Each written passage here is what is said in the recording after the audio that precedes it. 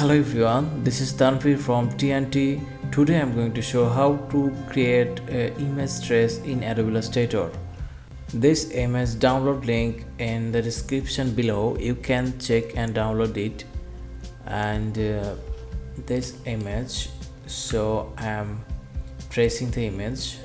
So if you are selected the image, so you can get the option image trace. So side the click here, and if you can choose any option definition, so I am selecting a high fidelity photo. So click here, it's generating path smoothing, curve filtering, and everything mixing up. So I will get a result, a good high resolution. So if I get a zoom, yes, it's illustration. So and tracing is done, and zoom out it,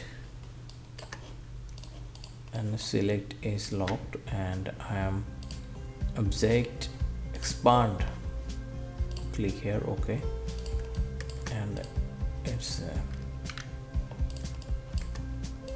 so it's ungrouping, ungroup.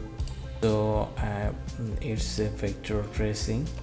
So I think you understand and hope you get the help from this tutorial. So if you are new at my channel, so please subscribe this channel, and see you next tutorial. Tata.